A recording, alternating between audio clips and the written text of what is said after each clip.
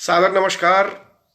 इस श्रृंखला में आज का दिन अंतिम पलों में है। आज हम स्रोतसों में अगर बात करें तो स्वेद व स्रोतस, जो कि अंतिम रूप से चरक संहिता में वर्णन है।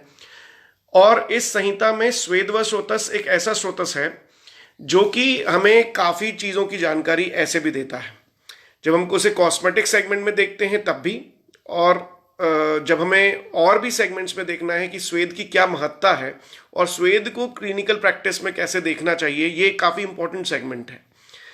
क्योंकि मोस्ट ऑफ द टाइम हम क्या सोचते हैं कि स्वेद व स्रोतस की क्लिनिकल इंपॉर्टेंस बहुत कम है, लेकिन ऐसा नहीं है। जब आप आज इसे देखेंगे और आप इसके हेतु, लक्षण और चिकित्सा को जब क्लब करेंगे अपनी क्लिनिकल प्रैक्टिस में, तब आप ये पाएंगे कि बहुत सारे केसेस में स्वेद व स्रोतस ब्लॉक होता हुआ सा मिलता है।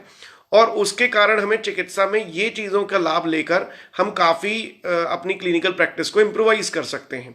देखिए, ट्रीटमेंट मॉड्यूल बिल्कुल ईजी मिलेगा, लेकिन कैसे क्लिनिकल प्रैक्टिस में स्वेद व स्रोतस की कंडीशन को देखें, ये एक बहुत इंपॉर्टेंट सेगमेंट है। चलिए हम शुरू करते हैं। जो पहला सेगमेंट है कि ये स्वेद व स्रोतस एक्चुअली खराब कैसे होते हैं, या उनकी दुष्टि के मेन कारण क्या हैं, क्या है उसके मेन हेतु हैं। तो पहला हेतु हम देखते हैं व्यायाम। यहाँ पर भी व्यायाम आना एक हेतु है।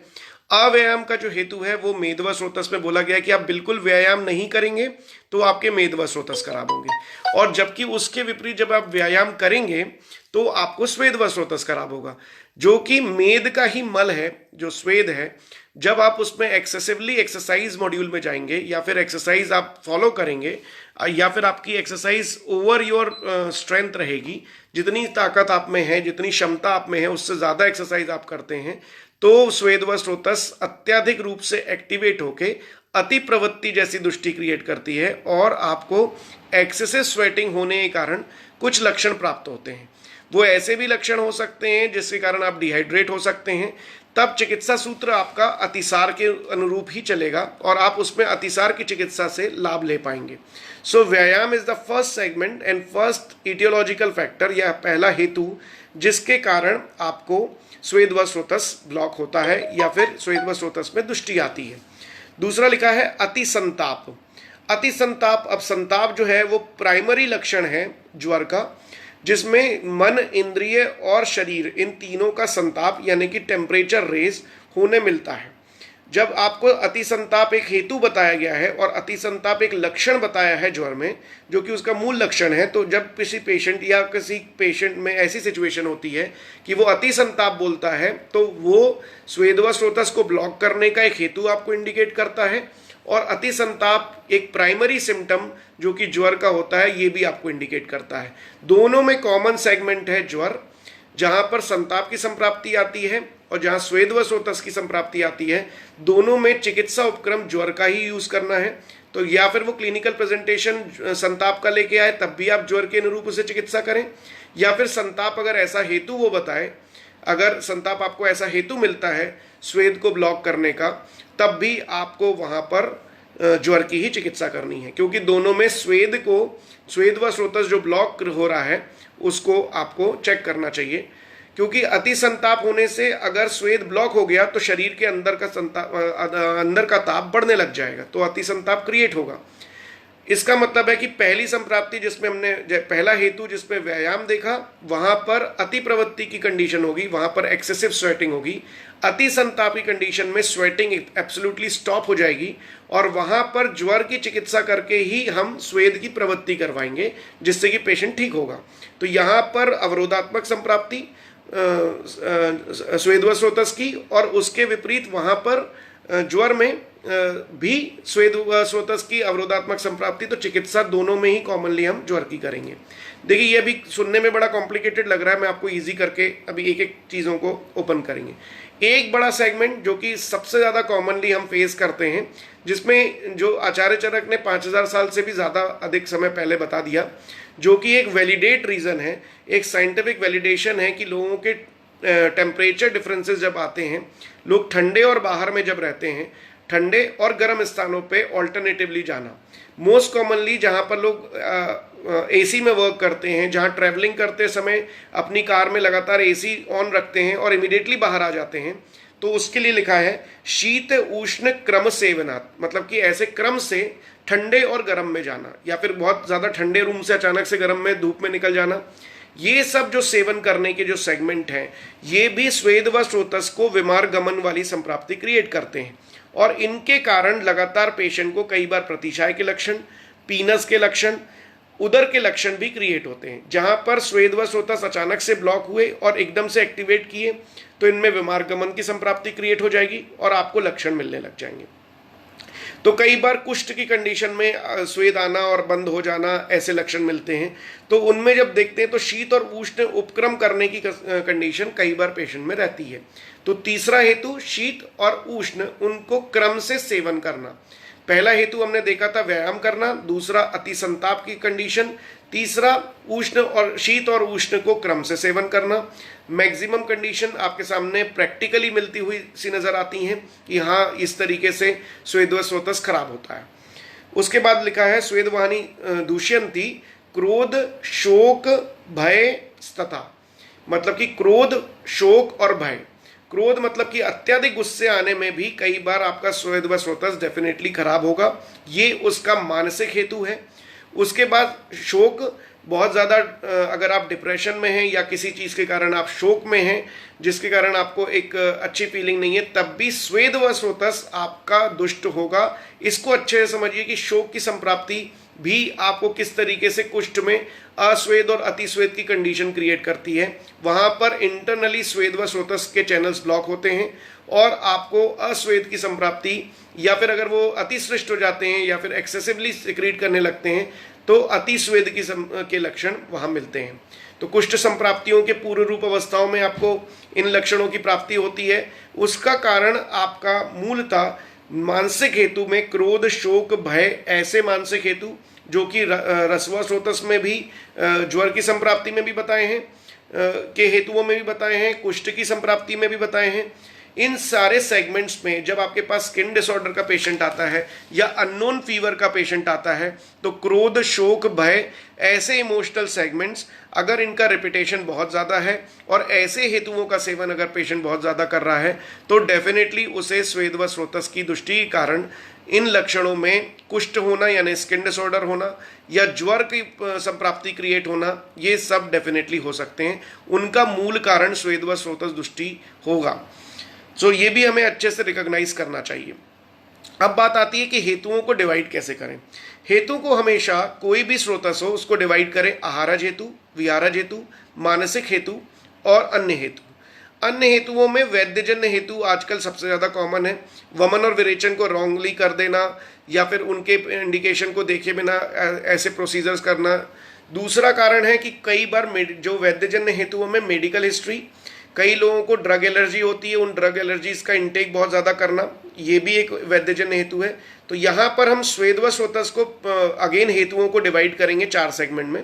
आहारज हेतु, अति उष्ण आहार करने से, मतलब बहुत ज़्यादा गर्म आहार करने से भी संताप क्रिएट होता है और उस संताप को क्रिएट करने के लिए जो है हमें ये जानना चाहिए कि बहुत ज़्यादा उष्ण खाना खाने से स्वेद व स्रोतस जो ब्लॉक हो रहा है वो इसका एक आहारज हेतु है। सेकेंड इज विहारज हेतु। विहारज हेतु में हमें समझना चाहिए कि व्यायाम, एक्सेसिव एक्सरसाइज करने से अति संताप यानी कि ऐसी कंडीशन जिसमें आपकी हीट प्रोफ्यूजली बाहर आ रही है, वो भी आपका विहारज हेतु है। और ठंडे और गर्म स्थान में, मतलब कि एसी से इमीडिएटली बाहर आना और ज़्यादा एक किसी भी ठंडे रूम से अचानक से धूप में निकलकर काम में लग जाना, ये भी स्वेद व स्रोतस का एक विहारज हेतु है। मानसिक हेतुओं में अभी जैसे मैंने आपको डिस्कस किया, क्रोध शोक और भय, ये 3 मानसिक हेतु हैं जिनके कारण स्वेद व स्रोतस खराब होता है और उनके कुछ लक्षण आपके सामने आते हैं। अब लक्षण मतलब क्लिनिकल प्रेजेंटेशन, वो किन क्लिनिकल प्रेजेंटेशन के साथ में पेशेंट हमारे सामने आएगा, वो जनरली हमारे सामने जब आता है तो उसका वर्णन किया है चरक विमान स्थान अध्याय 5 श्लोक नंबर 7 में कि वो क्या लक्षण लेकर आएगा। जब वो उसके ये हेतु आपको मिल जाएंगे तो वो हेतुओं को क्लब किसके साथ करना, किन लक्षणों के साथ। तो वो लक्षण है अस्वेदनम, बिल्कुल भी पसीना नहीं आना। कई पेशेंट आके बोलते हैं कि सर मुझे बिल्कुल भी स्वेटिंग नहीं हो रही, लेकिन ये उनका प्राइमरी सिम्टम नहीं होता। उनका प्राइमरी सिम्टम होता है सर मुझे बहुत तेज बुखार आ रही है और बिल्कुल भी पसीना नहीं आ रहा। तो जब भी आप सुनते हैं कि बिल्कुल स्वेद नहीं आना, तो आपको पेशेंट कभी सिर्फ ये कंप्लेंट लेकर नहीं आएगा कि सर मुझे स्वेटिंग नहीं होती इसलिए ट्रीट कर दीजिए। वो ये बोले के आएगा कि मुझे सर बॉडी हीट बहुत ज़्यादा होती है, तो हेतुओं को क्लब करते हुए वो आएगा कि संताप का लक्षण है, वो उसके हिसाब से लक्षण है, लेकिन आपको संहिताओं ने क्लब करके बताया कि वो जो हेतु है संताप, वही इसके इस लक्षण का कारण है अस्वेद का। तो जो बॉडी हीट बहुत ज़्यादा बढ़ रही है उसमें आपको उसकी डाइटरी हिस्ट्री को देखना चाहिए, जहाँ पर वो बहुत ज़्यादा गर्म आहार लेने की हिस्ट्री उसमें मिलेगी। तो आपको दो हेतुओं के साथ एक चीज़ों को क्लब किया, लक्षण लेके आएगा अस्वेद का, हेतु उसमें मैच करेगा, बहुत ज़्यादा हेतु मैच करेगा संताप का। तो पेशेंट की कंप्लेंट होगी संताप की, और एक्चुअली उसके लक्षण जो हैं दोनों क्लब करके मिलेंगे, संताप और अस्वेद। सो ऐसे करके आपको पहला स्वेद व स्रोतस में लक्षण के साथ उसको क्लब करना है। देन अतिस्वेद, अतिस्वेद के लिए डेफिनेटली पेशेंट आपके सामने आ सकता है। तो अतिस्वेद की जो सिचुएशन है वो हमारे लिए एक बहुत बड़ी समस्या है। जनरली जब पेशेंट आता है तो हम बोलने लगते हैं आपका लिवर में प्रॉब्लम है, लोग बोलते हैं मेरे हाथों और पैरों में बहुत ज़्यादा पसीना आता है, और उस पसीने की जो कंप्लेंट है उसको हम कैसे ट्रीट करें, मतलब कि हाथों और पैरों के तलवे से बहुत ज़्यादा पसीना आना। तब हमें दो सेगमेंट सोचने चाहिए कि क्या ये प्राकृत रूप से उसे इतना ज़्यादा पसीना आ रहा है या फिर विकृत रूप से आ रहा है। तो विकृत रूप होने के लिए उसके हेतु डेफिनेटली मैच होने चाहिए, अदरवाइज वो प्राकृत रूप से या फिर उसकी प्रकृति के अनुरूप पित्तज प्रकृति में वो है।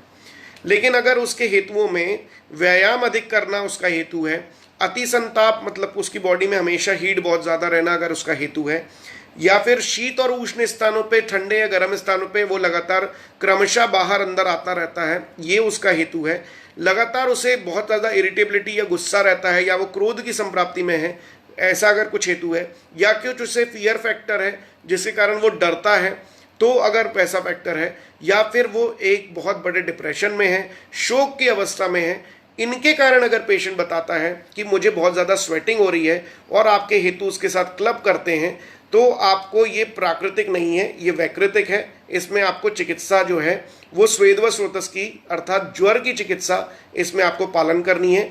ज्वर में भी आप इसमें नवज्वर की चिकित्सा लें, जिसमें बोला गया है स्वेदनम लंगनम स्वेदो कालो यवागु तिक्त को रसा। इनमें से किसको भी आप कैसे आपको सिलेक्ट करना है ये हम आगे डिस्कस करेंगे, लेकिन अति स्वेद के जो लक्षण हैं वो पेशेंट ज़रूर प्राइमरी रूप से आपके पास लेके आ सकता है। आप उसे हेतुओं के साथ क्लब करें, कोई हेतु जो आपका मैच कर रहा है उसमें उसके निदान परिवर्जन के बारे में ज़रूर सोचें। अगर वो मानसिक हेतु हैं तो हमें उसे काउंसिल करते हुए ट्रीट करना पड़ेगा, अगर उसके विहारज हेतु हैं तो हमें उसके एजुकेट करना पड़ेगा कि आपको ये चीज़ें नहीं करनी। अगर आहारज हेतु हैं तो उसके डाइट प्लान में से बहुत ज़्यादा जो गर्म चीज़ों का इंटेक वो कर रहा है उसे रोकना है। ये पहला हमारा काम है। फिर हमें चिकित्सा में जो ज्वर की चिकित्सा करने के लिए कहा है, जो आदेशित किया है चरक विमानस्थान अध्याय 5 में ही, कि जब भी स्वेद व स्रोतस खराब होता है तो इमीडिएटली आपको ज्वर की चिकित्सा शुरू करनी है। तो ज्वर की चिकित्सा भी कैसे करनी है वो हमें आगे सेगमेंट देखना पड़ेगा। अति स्वेद की लक्षणों के कारण अगर पेशेंट आया है या अस्वेद में आया है, अस्वेद में तो हमें समझ में आता है कि हम स्वेदन करके उसके जो अस्वेद अवस्था है उसे हम ट्रीट कर लें। लंघन देके, लंघन में भी स्पेसिफिकली हमें विरेचन देके उसमें लाभ हो जाएगा जिसमें अस्वेद अवस्था है। लेकिन अगर अतिस्वेद की अवस्था है तो हमें ज्वर के कौन से सेगमेंट को देखना चाहिए, उसमें हमें तिक्त रस को देखना चाहिए। तिक्त रस जो है अगर हम उसके पंचमहाभौतिक लक्षणों को, उसके कॉम्बिनेशन को देखें तो वो वायु और आकाश से बना है, दोनों ड्राई हैं। अतिस्वेद की जो बहुत ज़्यादा सृष्टि हो रही है या बहुत ज़्यादा एक्सेसिव सिक्रीशन हो रहा है स्वेद का, उसको रोकने के लिए तिक्त जो कि वायवी तत्वों से बना है और आकाशी तत्वों से बना है। वायवी तत्व और आकाशी तत्व दोनों ही खींचने वाले हैं, मतलब कि इनमें खींचने की कैपेसिटी है। तो तिक्त रस में अगर आप सिर्फ चंदन का भी इस्तेमाल करेंगे तो अति स्वेद के पेशेंट में अगर आप चंदन के क्वाथ का इस्तेमाल करते हैं तो भी आपको लाभ होने लगेगा, क्योंकि चंदन तिक्त रसात्मक है और शीतल है।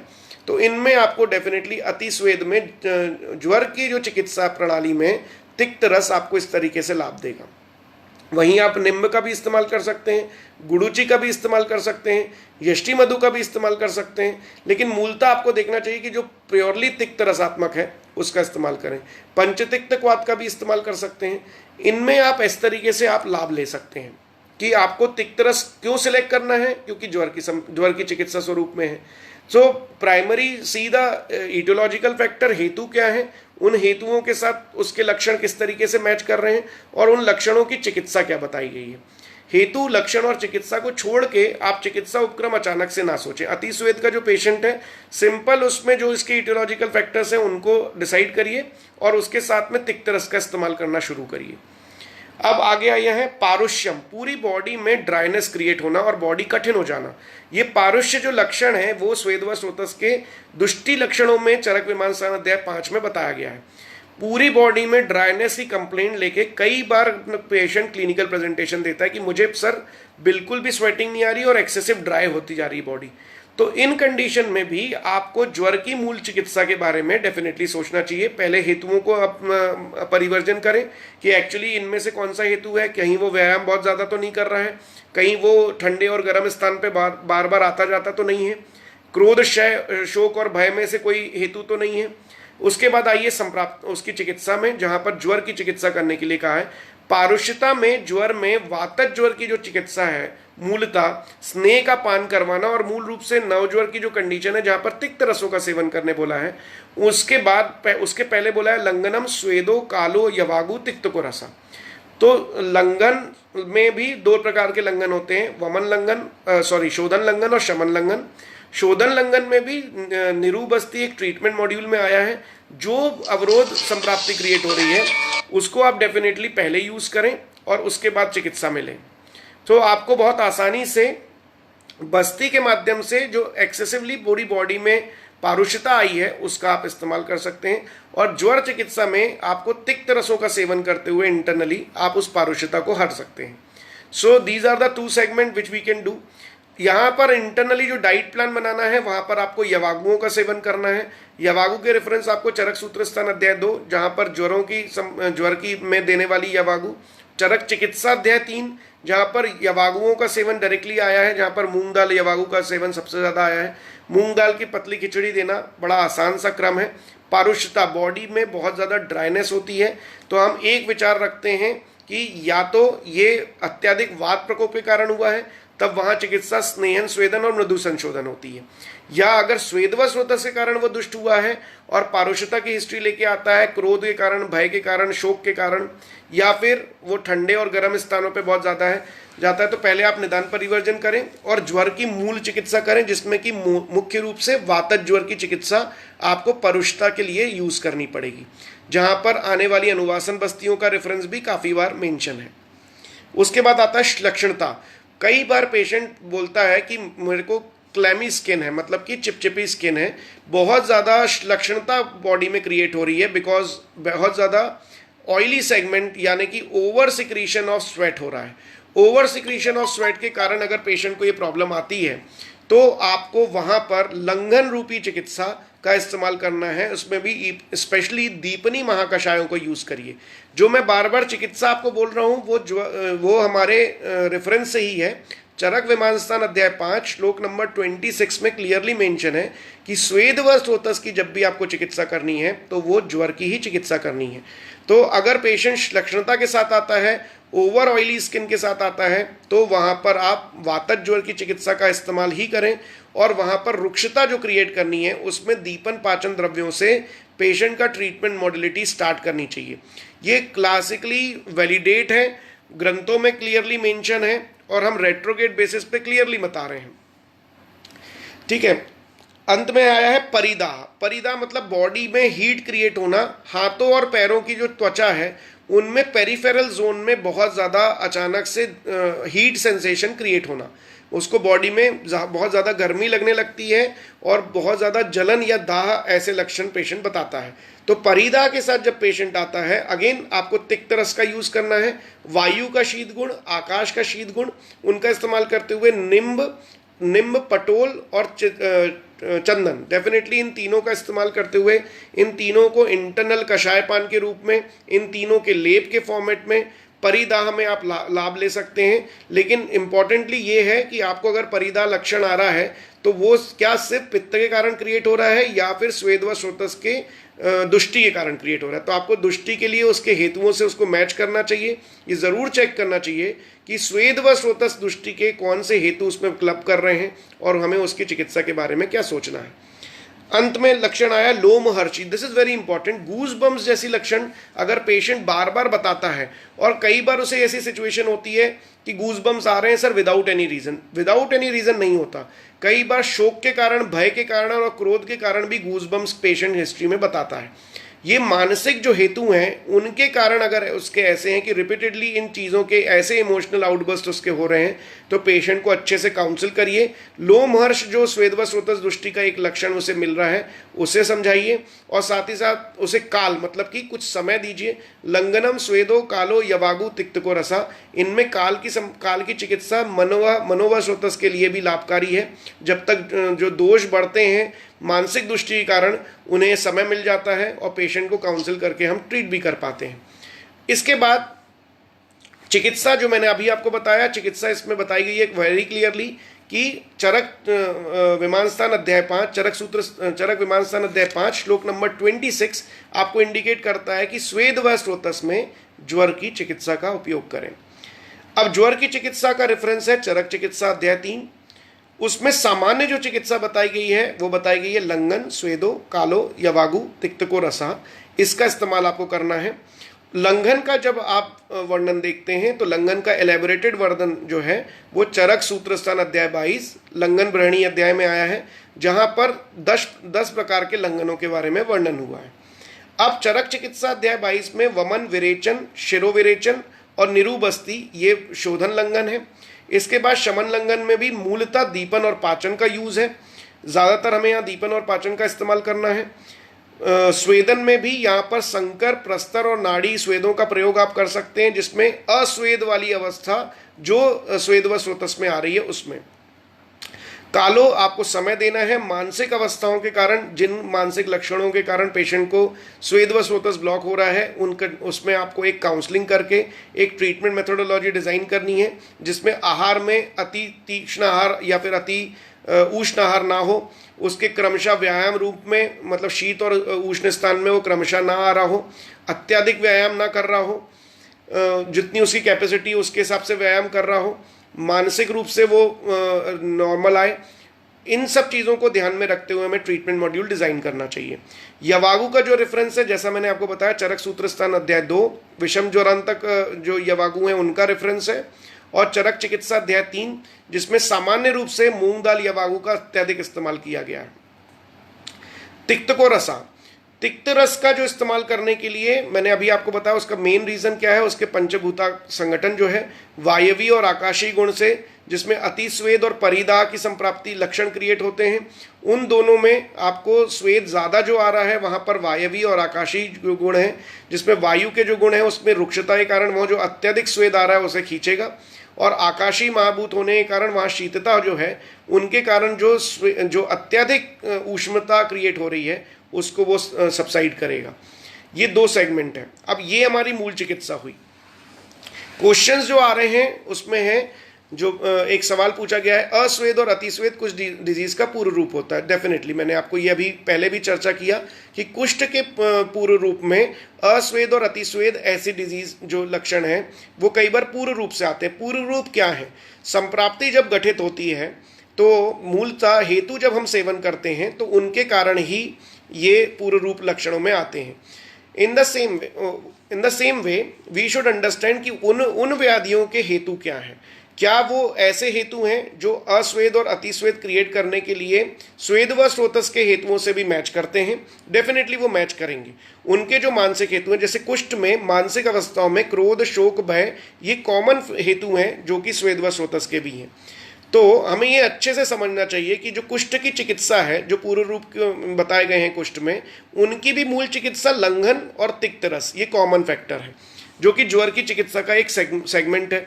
तो हमें कुष्ठ की जब चिकित्सा कर रहे होंगे और अस्वेद और अतिस्वेद ये लक्षण आ रहे होंगे तो ज्वर की चिकित्सा के तिक्त और लंघन का कॉम्बिनेशन लेके हम कुष्ठ में भी उसका इस्तेमाल करते हैं, हम ज्वर में भी इस्तेमाल करते हैं।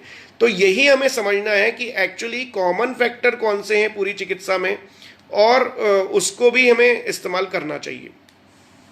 देखिए, जब आप ज्वर की चिकित्सा कर रहे होंगे तो वो मूलतः ज्वर की जो चिकित्सा है वो अनेक व्याधियों में कॉमन रूप से आती है, जैसे कि तिक्त रस का इस्तेमाल करना, लंघन का इस्तेमाल करना, शोधन का इस्तेमाल करना, ये कॉमनली हर एक व्याधि में है। हमें यही युक्ति रूप से सोचना है कि ज्वर की कौन से सेगमेंट हमें और भी व्याधियों में यूज हो रहे हैं, और उनमें हमें ये समझना है कि ये स्वेद व स्रोतस की ब्लॉकेज है, और वहाँ पर अगर स्वेद व स्रोतस ब्लॉक रहेगा तो वो उत्तर उत्तर संप्राप्ति भी घटित करेगा। तो अभी हम अलग अलग स्रोतसों को अलग अलग सेगमेंट से देखा। अब हम आगे आने वाले दिनों में सारे स्रोतसों के एक दूसरे के ऊपर लिंकिंग कैसी है, क्योंकि देखिए अभी हम देख रहे हैं कि आज हमने सिर्फ स्वेद व स्रोतस की बात करी, लेकिन ऐसा कभी नहीं होता कि सिर्फ स्वेद व स्रोतस की दृष्टि लेकर पेशेंट आता है। वो स्वेद व स्रोतस, रस व स्रोतस और अन्न व स्रोतस ऐसे कॉम्बिनेशन के साथ भी आ सकता है। वो रस व स्रोतस, स्वेद व स्रोतस के कॉम्बिनेशन और रक्त व स्रोतस के कॉम्बिनेशन में भी आ सकता है। जैसा अभी आपने देखा कि कुष्ठ की पूर्व रूपों में भी अस्वेद अतिस्वेद एक लक्षण है। तो वो इसलिए है क्योंकि स्वेद व स्रोतस और रक्त व स्रोतस एक साथ क्लब हुआ, इसीलिए वहां पर कुष्ठ की संप्राप्ति क्रिएट हुई, क्योंकि उसके व्याधि घटकों में भी वो है। अब अंत में हम देखें तो उदर की जो चिकित्सा है वहां पर क्लियरली मेंशन है कि उदर की संप्राप्ति में चरक चिकित्सा अध्याय 13 श्लोक नंबर 19 में जब चरकाचार्य उदर की संप्राप्ति बताते हैं तो वो क्लियरली लिखते हैं, रुद्वा स्वेद अंबु वहानी दोषा श्रोतांसी संचिता। जो स्वेद व स्रोतस में और उदक व स्रोतस में जो भी दोष संचित थे वो रुक जाते हैं, और उनके रुकने के कारण प्राण, अग्नि और अपान वायु ये संदूषित होते हैं, मतलब ये व्याधि घटक है, और उनके कारण जो दोष हैं उनका स्थान संशय उदर में हो जाता है, और वहां पर आद्यमान और जल की संचिति हो जाती है और उदर की संप्राप्ति क्रिएट होती है। तो स्वेद व स्रोतस अकेला दुष्ट नहीं हुआ, वहां पर उदक व स्रोतस कॉम्बिनेशन में हुआ और उसने उदर की संप्राप्ति क्रिएट करी। वहां पर दोषों में भी प्राण, अग्नि और अपान वायु ये तीनों के तीनों ब्लॉक हुए और एक संप्राप्ति घटित हुई। सी इन दिस वे ज्वर की जो संप्राप्ति है तो वहां पर भी बताया गया है कि मिथ्या आहार विहार लेने से जो पूरे शरीर का संताप है वो स्वेदवाहिनी स्रोतस को ब्लॉक कर देता है। तो वहां पर भी रसव स्रोतस जो कि ज्वर रूपी व्याधि है, वहां पर रसव स्रोतस और स्वेदव स्रोतस एक साथ दुष्ट होंगे। चिकित्सा भले ही कॉमन है ज्वर की, यहाँ पर उदर की जब चिकित्सा करते हैं हम उदर की, तब भी हम लंघन का इस्तेमाल करते हैं और साथ ही साथ तिक्त रसों का इस्तेमाल करते हैं। तो लंघन और तिक्त रस का जो हम इस्तेमाल कर रहे हैं वो भी बेसिकली स्वेद व स्रोतस का एक सेगमेंट है। तो ये सेगमेंट कैसे एक दूसरे से इंटरलिंक होते हैं यही हमें चिकित्सा में समझना है। अभी हमने सिर्फ स्रोतसों को अलग अलग रूप से देखा, कल हम उन्हें क्लब करके देखेंगे कि एक साथ जब स्रोतसों में व्याधि होती है तो उनके कॉमन फैक्टर कैसे एनालाइज करने चाहिए और उन्हें चिकित्सा किस तरीके से स्टार्ट करनी चाहिए। इन्हीं शब्दों के साथ आप सभी की सेफ्टी के लिए कामना करता हूं और यही विचार करता हूं कि आप भी स्वस्थ रहें और आयुर्वेद जो परंपरा है उसका पालन करते हुए अपने मित्रों, अपने सहयोगियों और लोगों तक आयुर्वेद पहुंचाने का काम करें। सभी से इसी आशा के साथ सादर नमस्कार।